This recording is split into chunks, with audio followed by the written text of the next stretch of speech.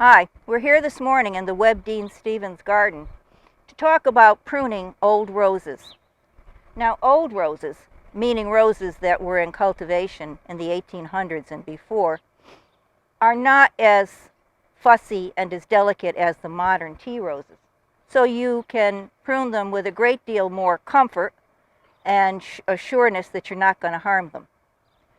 The tools that we're going to use today are a pair of serious loppers, a smaller short-handled lopper, and my favorite tool, hand prune. This is the rose we're going to prune. And the first thing I'll do is look at this and say, does this rose have a lot of old dead wood in it? And the answer is, yeah, it does.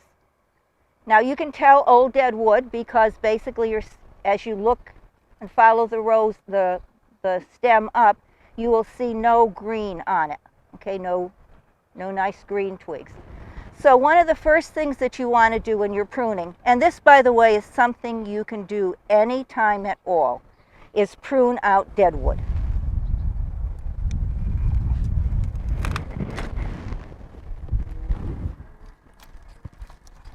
Let's just get another cut there. Okay. And another way, of course, it's a little after the fact, is you can see that it's dead wood because there's no green in it. So that's always a good start when you're pruning because it opens the plant up.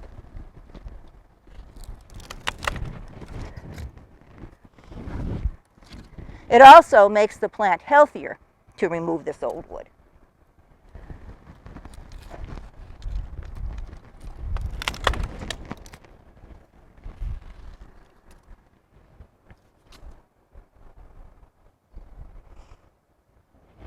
Okay, let's just do one more here. Okay. Now you would repeat this deadwood removal all around the rose, but that gets it for this area here. Now another question you'll ask is what's crossing and possibly rubbing? And if you look into the rose, and if you want to come around here, you'll see that there's an interior branch which actually is not dead, but will cause problems by rubbing on other branches. Now taking this one out, we might want to take it out in pieces. We'll start there.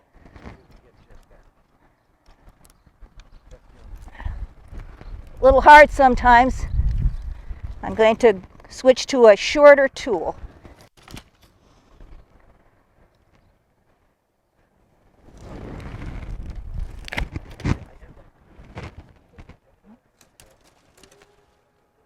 Take that out more in a minute.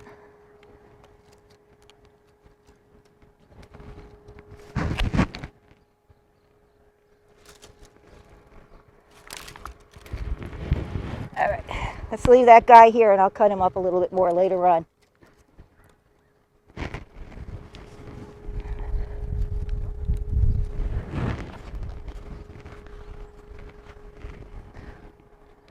Well, that actually may take a pruning saw to actually get the pruners inside there. But basically you can see the idea and how it begins to open up the rose. Now, once you've done that, then you can begin to think, how tall do I want this rose to be when I finish pruning it this time? And my sense is on this rose, maybe about here. Okay, we're going to take off maybe the top third of the rose.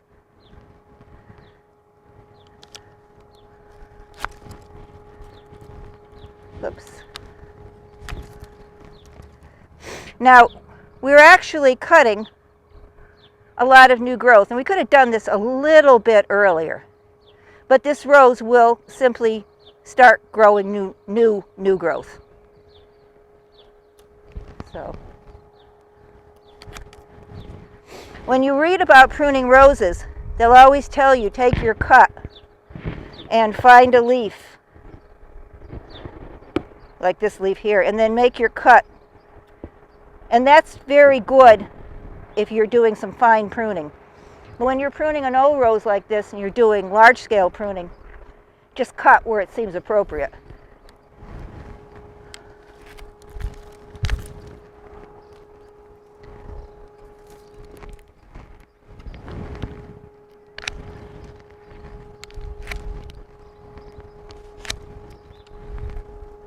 So what you can see is I'm not giving this a whole lot of thought.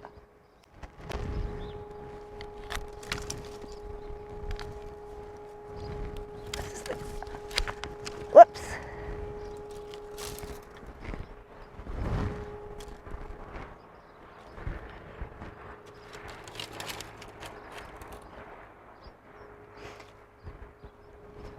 I'm going to cut a little bit more, and that'll give you a definite idea of how the rose will end up looking.